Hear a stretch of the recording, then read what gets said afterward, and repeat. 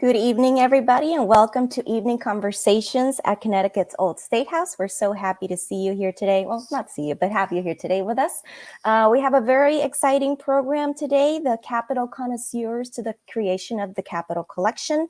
And we have a very exciting speaker here with us to talk about how the Capitol Collection came to be. This program came about because I've always had visitors coming at the Old State House who are people that are traveling around the country and visiting all 50 capital states.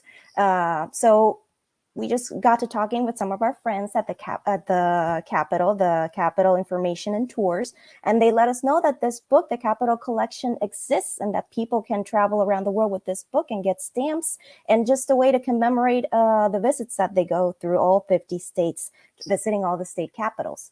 And today we have the creator of this book, Kevin Snow, who's here to join us to talk about how he came up with this idea and this really cool book. And here's Kevin now. And Kevin Snow is a military brat who grew up nowhere. And all that moving around gave him an early interest in where things are. So he learned all his states and capitals on the second grade. And that led to the desire to see them all. And how better way to see them all than to see all capitals? What started in 1995 with a casual visit to the Capitol in West Virginia will be culminated in 2009 with a visit to the Capitol in Harrisburg, Pennsylvania. Along the way, the crazy idea of creating a book for Capitol collectors was given to him. And as is typical with Kevin, when he knew a good idea when he saw it and ran with it. Started in 2006, the Capitol Collection is Kevin's side project to his real job, which is owning a tour company in Denver, Colorado, which is where he's calling us from tonight. And this company is called Treasure Box Tours. Now that he has seen all 50 capitals, his next venture is that he's casually visiting all the highest points in the states, but he won't be doing all of them because some of them are deadly, and that is no fun. So this program is done in partnerships with our friends at Capitol Information and Tours, and we are so happy that they agreed to do this program with us today. But now, without further ado, I leave you with Kevin. If anybody has any questions, please do leave them in the comments, and we'll show them to Kevin at the very end. So Kevin, without further ado, take it away. All right. Hi. As she said, my name is Kevin. This presentation is more of an amble through how this came to be more than anything scholarly or literary. So I hope you're not expecting anything earth-shattering. It's just how one guy got an idea given to him and said, hey. So the idea came from a friend of mine who knew that we were in the process of visiting some of the national parks and visiting some of the states, and he said you should make this idea in for the state, not excuse me, for the national parks for the state capitals. And I said that's a brilliant idea. Let's do that. So Mariana, if you would start the slideshow, we will get going. So the story of the Capitol Collection. Dun, dun, dun. So next slide, please. All right. Dun, da, da, da, da, da.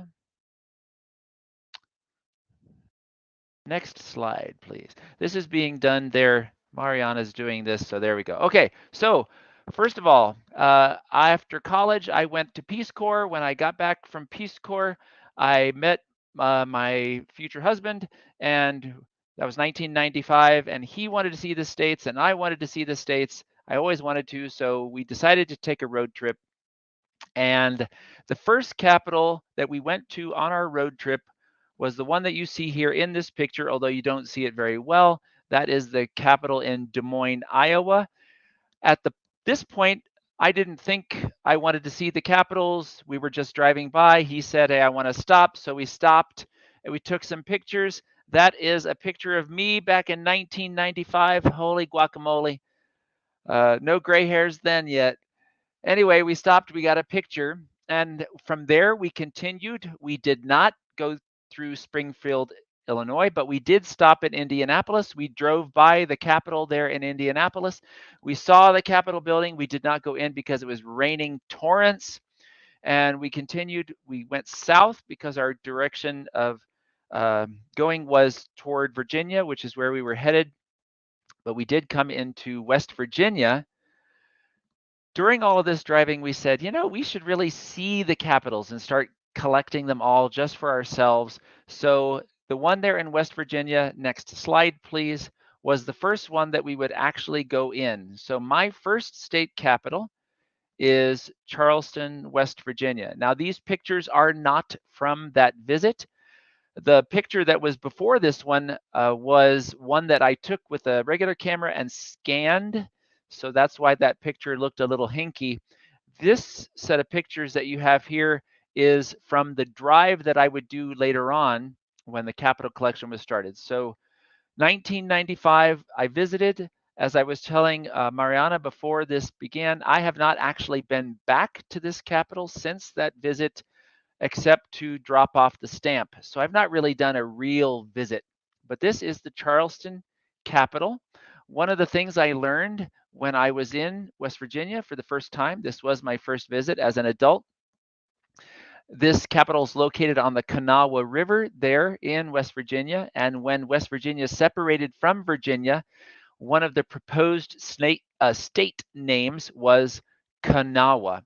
And I have always felt that Kanawha would make a much better name than West Virginia. Personal opinion, of course, but I think that would be a really great, great name. So Charleston is where it all got started back in 1995, my first visit.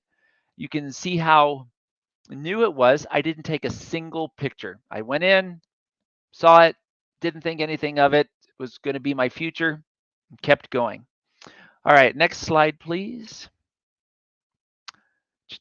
So the next capital of importance, we did see other capitals on that trip. We saw the capital in Delaware, Virginia. We were basically doing a tour sort of the middle part of the eastern Atlantic seaboard. Then we came down through the south to visit my family, and then we came back to Denver. We did not see this capital on that tour. My friend, who lives in California, before he got a girlfriend, we used to travel with him and we would do a tour each year. And one year he said, I want to go to North Carolina and South Carolina, and I would like to learn about the difference between their barbecues. My friend is a great foodie. While we were there, we of course had to see the Capitol. At this point, it was official. I was seeing all the capitals. So this is the beautiful Capitol in Raleigh. It is not a large building. It's rather understated. You see that the dome is barely visible there at the top of the portico. While we were visiting this, my friend said, you know, you have your national parks pass, because we'd also been seeing some pieces of the national parks. You should do something like that for the state capitals, a souvenir passport book for the state capitals. And as soon as he said it, boom, went my little brain. And I said, that is a brilliant idea. So the idea was given to me back in, I think, 2005, when we were doing our visit to, it would have been 2005, when we were doing our visit to the Capitol there in Raleigh. And as soon as I got back to Denver, I started. So go ahead and next slide, please. So what I started with was writing. So I wrote the text for each of the capitals. I did online research, and then I wiggled out what the format would be. Here's a copy of the book. I thought square. I don't exactly know why, in retrospect, I thought square, because passports aren't square. But for whatever reason, I decided to go with square. And then I did a lot of research for things I'd never looked into before. Where do you find a date stamp? Where do you find a printer? What kind of binding? I mean, just all these things. I had never done anything like this before. So it was a real Herculean task to come up with all of this, but wrote all of the capitals. And then it was very important. I contacted all of the capitals to vet what was written. So all of the capitals back in 2005, 2006, sorry, I have hiccups. They did say yes to the text. I didn't want to say anything that was inappropriate because, well, I wanted to make sure it was right. So that was part of it. Started writing. The next slide, please. Designed the back cover and front cover. You see it all as one thing there because it's folded. but designed that. That was a little bit of work. Next slide, please.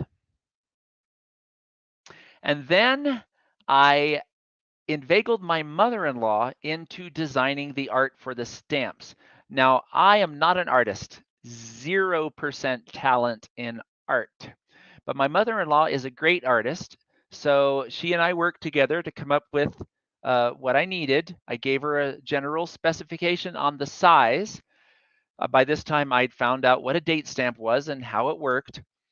I had to leave that rectangle in the middle for the date. And I said, all right, here's what we want you to do. So the first two that she designed were for Iowa and Nebraska. The reason is I had not actually been inside the capitals, Iowa and Nebraska, and I thought it would be easy to make just a trip east going up I-76 to I-80 and then over to see Lincoln and Des Moines. That would be an easy trip. So I said, all right, let's start with those. So she designed these. I took them to the folks in Iowa and Nebraska and said, if I were to make something like this, a program like this, would you be willing to keep the stamp in your capital, basically for free for folks coming around? Both capitals said yes, although the folks there in Des Moines said, we're sorry that you put corn on there. We are trying to get away from the whole corn thing. But in the end, they didn't say get rid of it. And since my mother-in-law had already designed it, we went ahead and kept it. So after Iowa and Nebraska said, yes, we'd be willing, then I said, all right, let's go. Next slide, please. So my mother-in-law kept on designing. She is an artist. She got a little more refined in her work. She had a lot of fun. She would use the encyclopedia because my mother-in-law didn't have a computer at that point, and she would look up some of the symbols for the states if she couldn't think of them. Some of them she put the state flower or the state bird. Others she was able to come up with something and come up with a design. While she was doing this, I was doing the super, super hard task of coming up with of calling all of the states to ask them if they would host the Capital Collection stamp. So I actually forgot that I needed to get this out so I could tell you. The first state that I called that said yes to me was New Hampshire. So the lady there in New Hampshire will always be close to my heart because she was the very first one to say yes. Her name is Virginia. I'm sure she's not watching tonight, but hi, Virginia. And she said yes, and that was the very first one. I had to call all 50 states, which was a task, because how do you find the right person to talk to get this kind of answer? The question, I'm going to give you the stamp, give it to you, but you actually have to house it, take care of it, and make it available to visitors. 4 capitals said no, and it's so long ago I can't remember all of the ones they are. So I remember Delaware, and I remember Hawaii. Looking here, I have an original version. Illinois also said no. And the other state, oh, I remember now, that's Tennessee. So 4 states said nope. And 3 of them, the reason that they would not do it is because I'm going to be making a profit off this book, and they could not participate in my making a profit off of the state capital. So I said, all right, thank you so much. And I went on. In the book, it said, these capitals are not participating. So what you're going to have to do is basically let me know when you were there, and I will create a replacement for you because I'm able to create replacements. This has turned out to be super, super important that I'm able to make replacements because a lot of people visited capitals even back into the 1960s, and I do not have date stamps all the way back to the 1960s.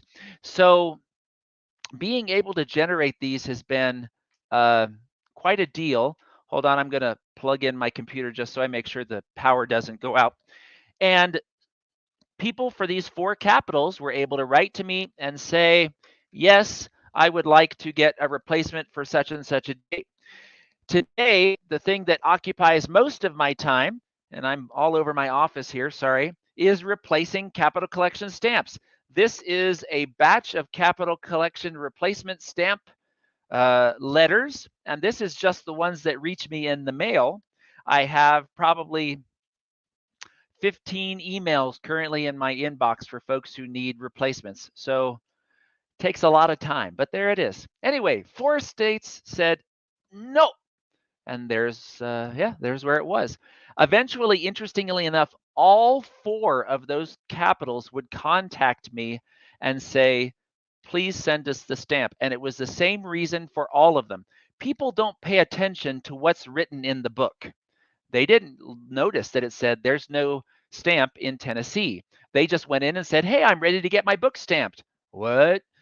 Ugly comments back and forth or just confusion, and then they would leave. Well, more people kept coming with the books, and the people in Tennessee were, what's going on? Believe it or not, the governor in Hawaii actually said, why do we not have this? It costs how much? It's free. Why do we not have this? It's free. So eventually all of them would call me and say, yes, please. So currently the capital collection stamps are in every state capital. Next slide, please. All right, I generated the stamps. There I am. Look how somber I am because it was, ladies and gentlemen, a long drive. Now, I did not have to visit 4 capitals because they didn't want to have the stamp. And I ended up not going to St. Paul because they didn't want to meet with me. They just wanted me to send it through the mail. And I didn't go to Austin, Texas for the same reason. They just couldn't meet with me that day. So here's the map that I generated. Ladies and gentlemen, I drove 16,503 miles. That's a famous number in my family. 16,503. So if you look at Denver, I came south out of Denver. I went through New Mexico, over through Texas. I did the south. There in Atlanta, I picked up my mother-in-law who decided to go with me for an adventure. We went back up to Raleigh, came all the way back across through Tennessee, Little Rock, Arkansas, and then Oklahoma. Then we came back to Denver. I dropped my mother-in-law off. Then I continued east, so Kansas, Missouri, all the way over. Now I'm going to tell you a story about something that happened in Kentucky, but I want to finish the route.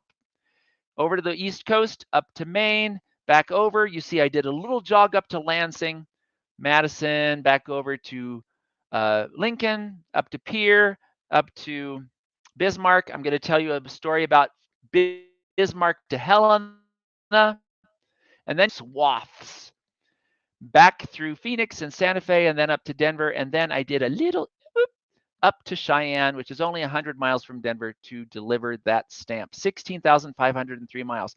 But there were some stories along the way to share. Okay, next slide, please.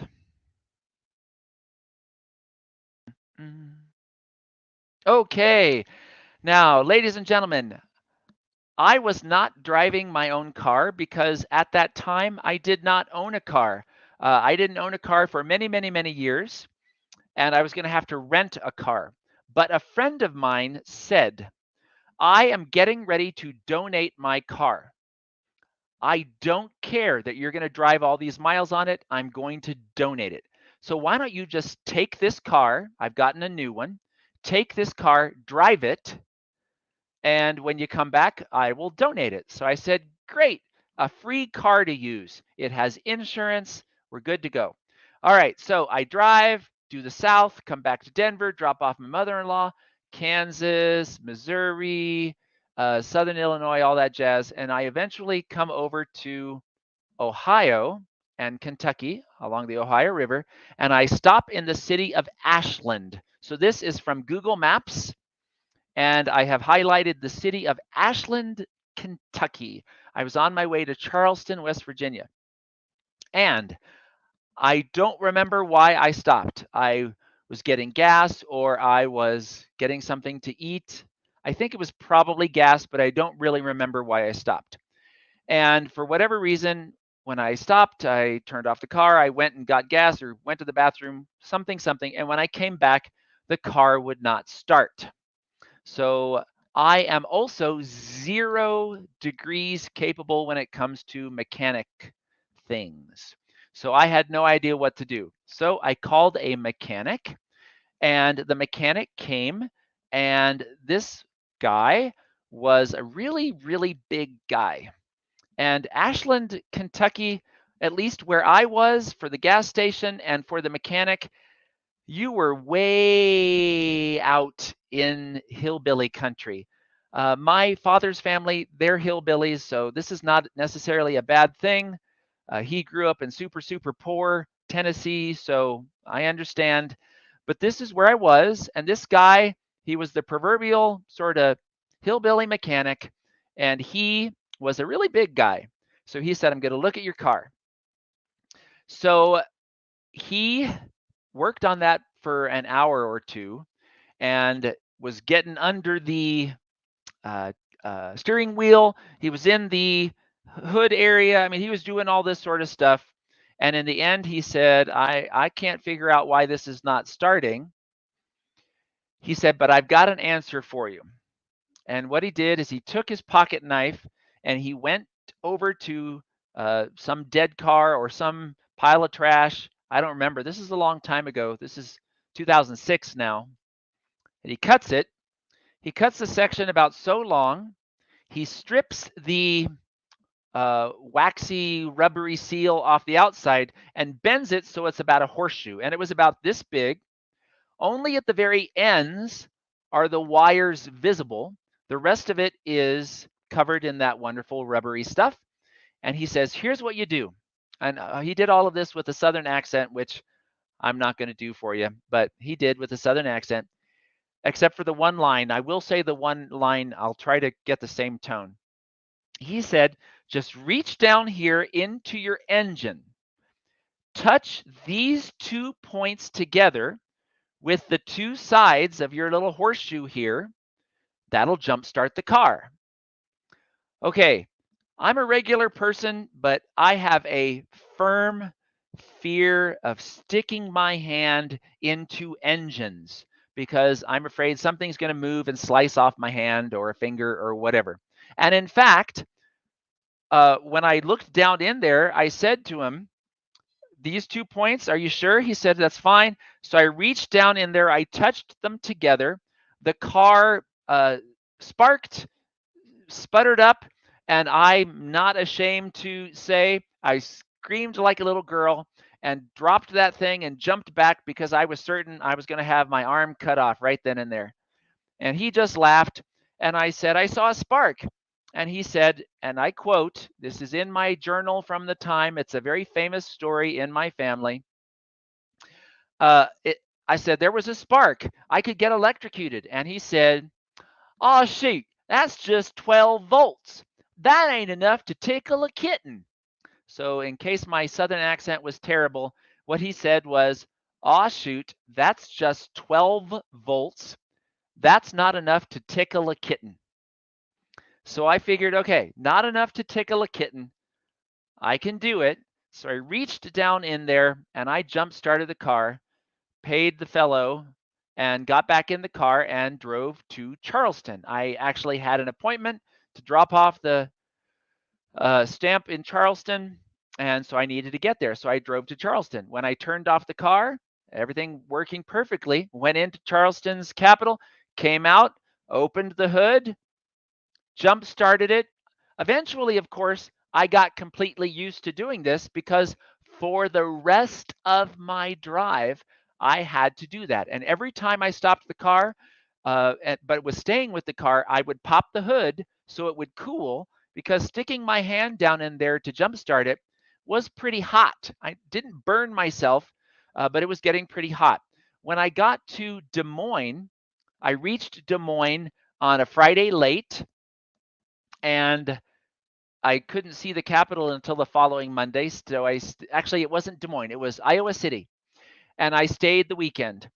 But I noticed that there was this little indicator that said check engine. So I took it to a mechanic in Iowa City and described to him what I had been doing. And he just looked at me absolutely aghast, just stunned. He said, you are completely in danger doing that. That's tens of thousands of volts. You could absolutely electrocute yourself and die.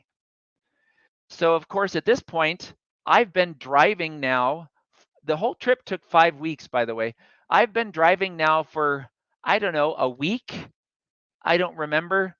And at this point, I was thinking, okay, we're going to fix this. It's going to cost a bunch of money. I'm a tour guide. Tour guides don't make any money, at least when they're small business owners.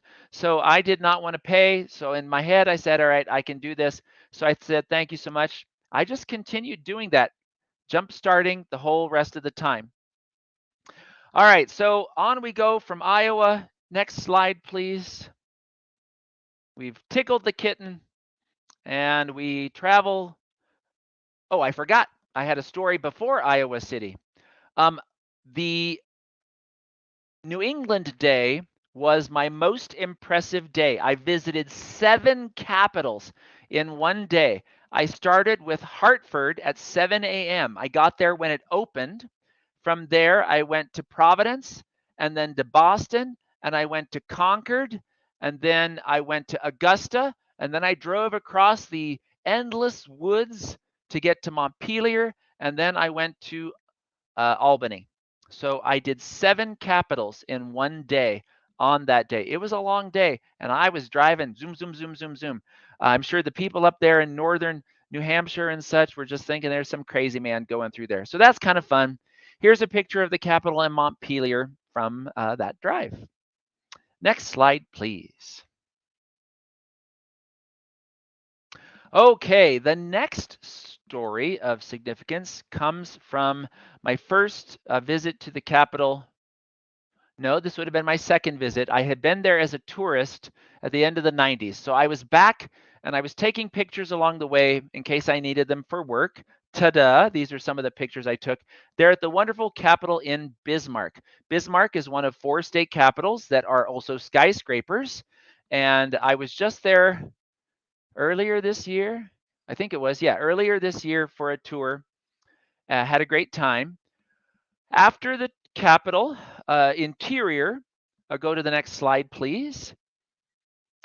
I went to get lunch. Now, this was March of 2006. Look at the sky. There is a restaurant just off about 3 blocks to the side in the picture. If you look to the right-hand side, you're not going to see it. Actually, why am I telling you that? To the right of the Capitol, about 3 blocks, there's a restaurant. I looked for it when we were there in May. It's still there.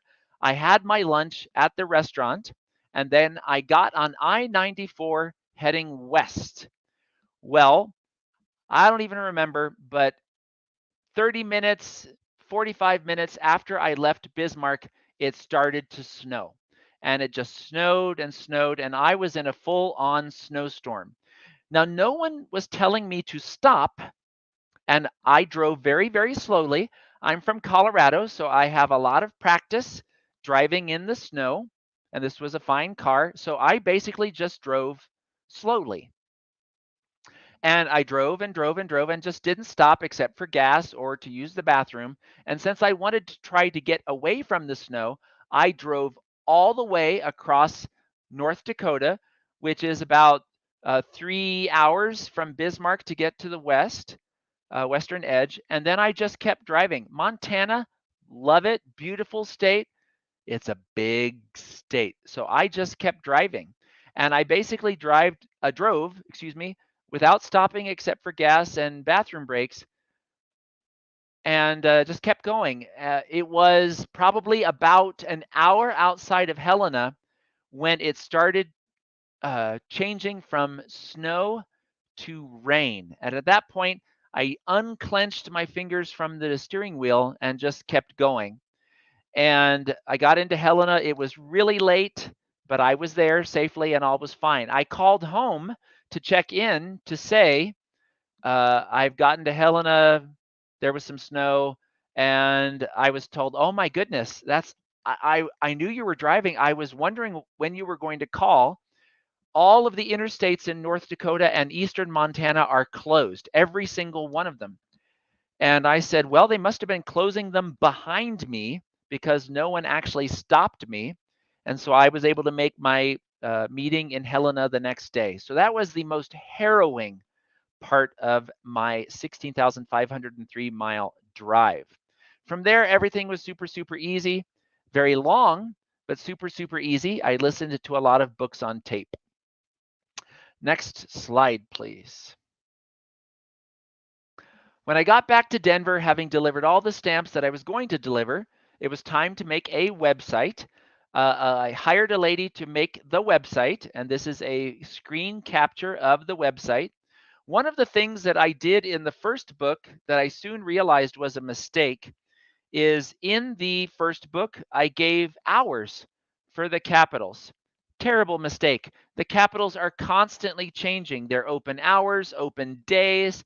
So I no longer have that in there. I used to have that information on here, but I've removed that now. Now I just have stamp location mostly and how you get your replacement stamps.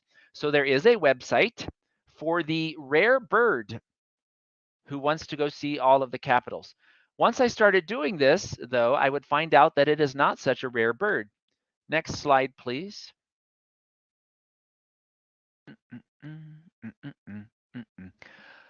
Because I am a go-getter, I started that year the Capital Connoisseur, a newsletter for those who visit capitals. And it came out each 6 months. And I would look up capital news and I would share capital pictures. Here, the upper right-hand side, you have the Slidells at their 50th capital. There was also a gentleman who would do photo collages of his visits. I have to say, over time, I would send these newsletters out and people would just send me capital stories. They would send me capital pictures. It was really a lot of fun. And I sent the newsletter out. It was free. It was basically just news from the capitals. I did that just because. Unfortunately, the pandemic kind of took the steam out of me. My business, which opened in 2005, my tourism business, of course, totally shut down. I was unemployed. And so while unemployed, I did a lot of gardening. My mother-in-law's yard looks great, but I didn't do anything with the Capital Collection, and I just retired the Capital Connoisseur. I know some folks are sad about that. But again, it kind of took the wind out of my sails, that and some other stuff with the capitals. So I have not revived the Capital Connoisseur, and I think I'm going to leave it something of the past. But I did that for many, many years. Next slide, please.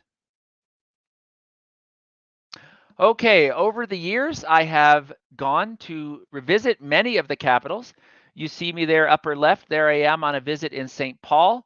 Upper middle, there I am at a visit in Santa Fe.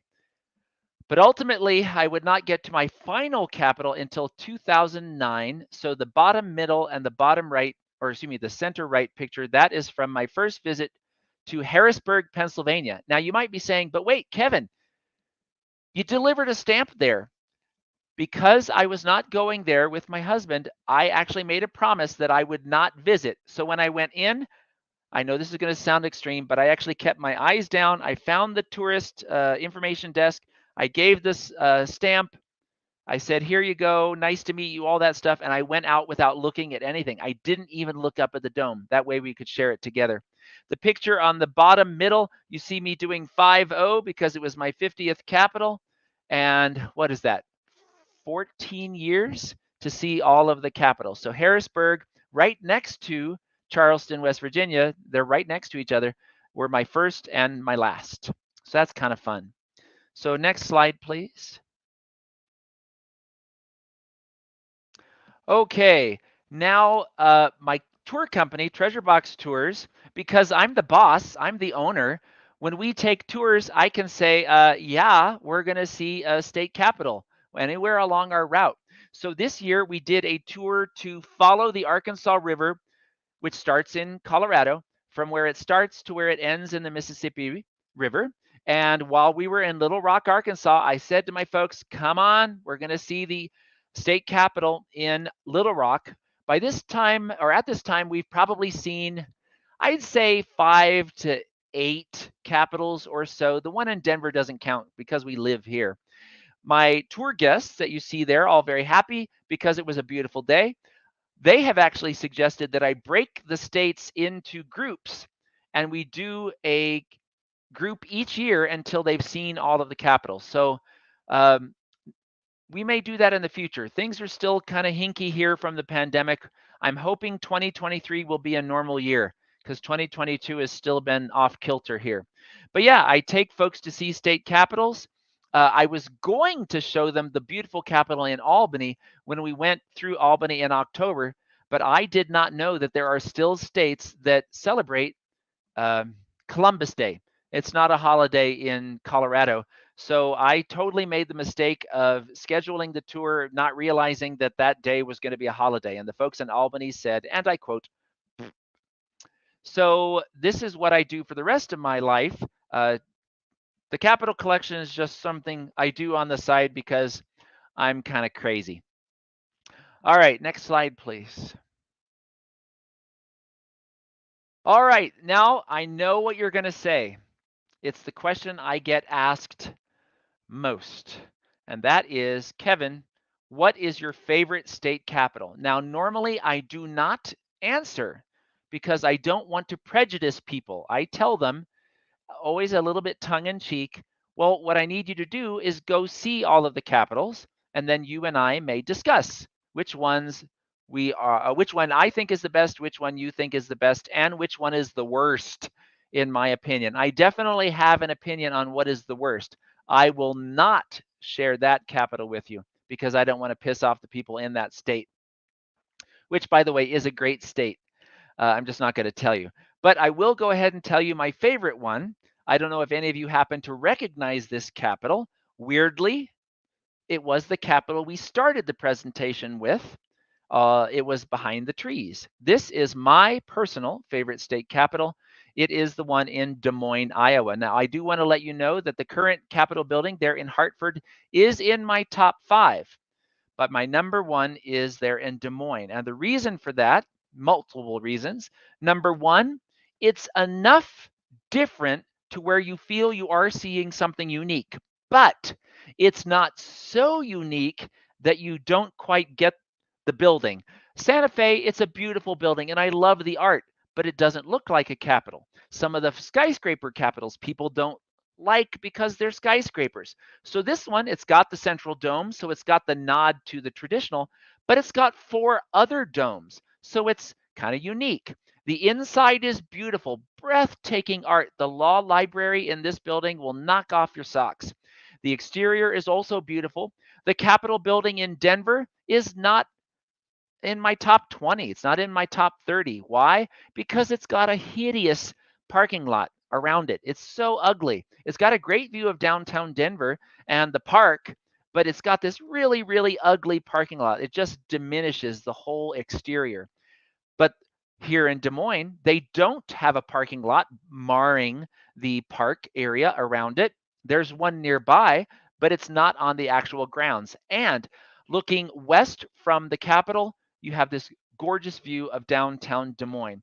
So from my experience, my personal opinion, my favorite one is the one in Des Moines, Iowa. Now, of course, each person a favorite, but that's just my personal favorite.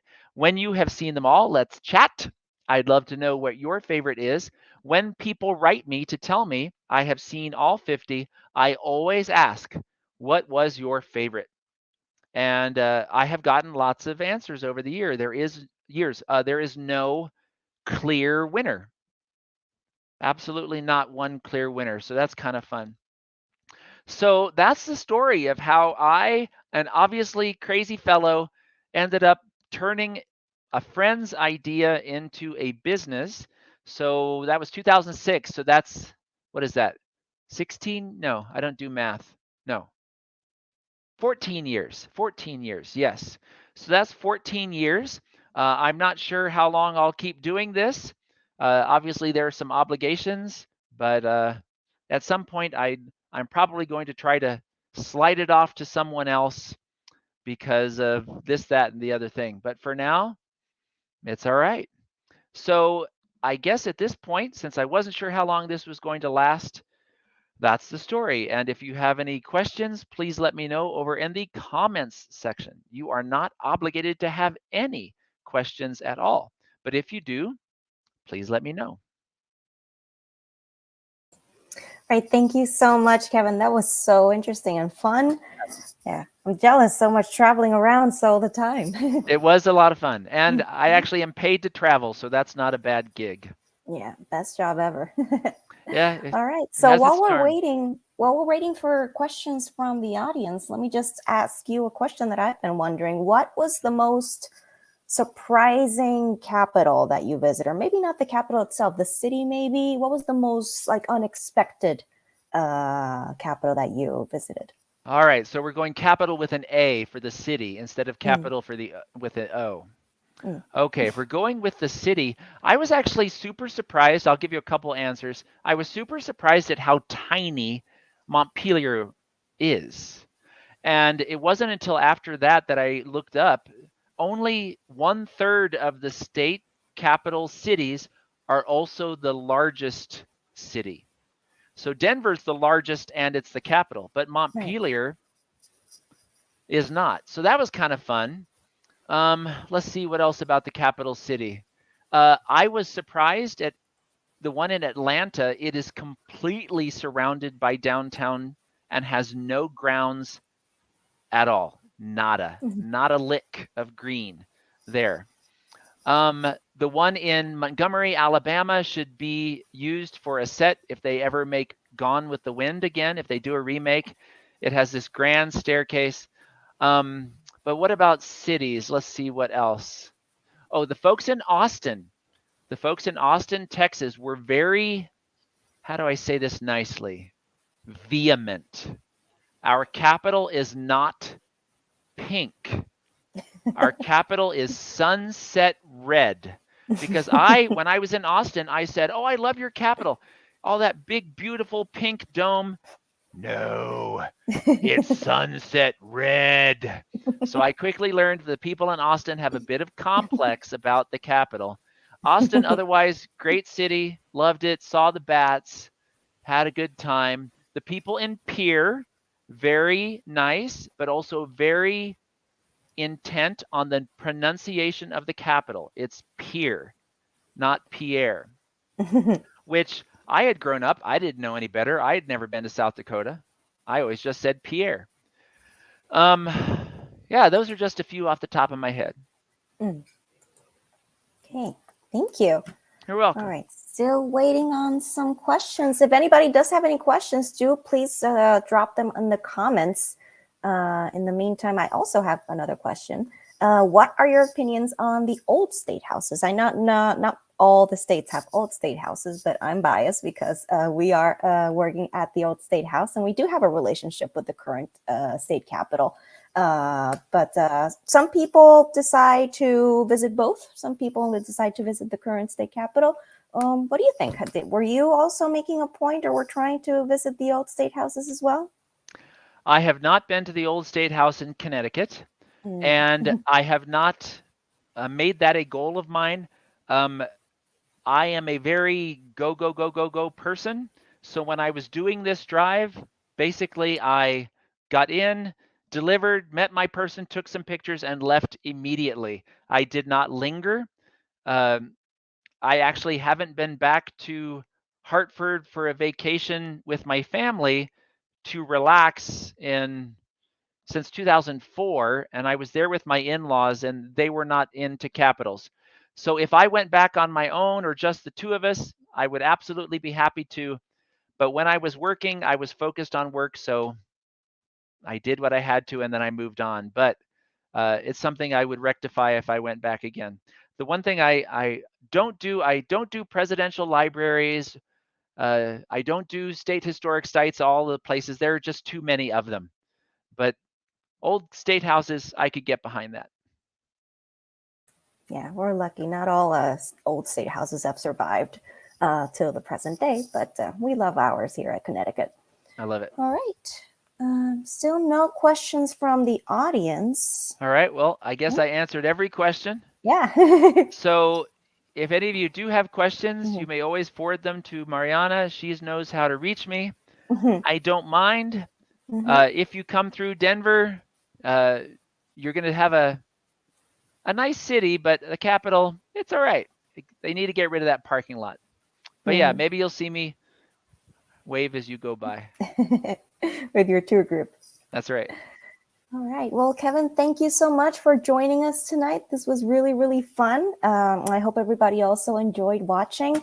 But before everybody leaves, I just want to give a quick shout out to our friends at the Capitol Information and Tours, because they are the ones who are in possession of the Connecticut Capitol stamp. So if you have your book, your Capitol collection, you better go give them a visit over at the Capitol. They are located in the Legislative Office Building and the information desk there, and also in room 101 inside the Capitol.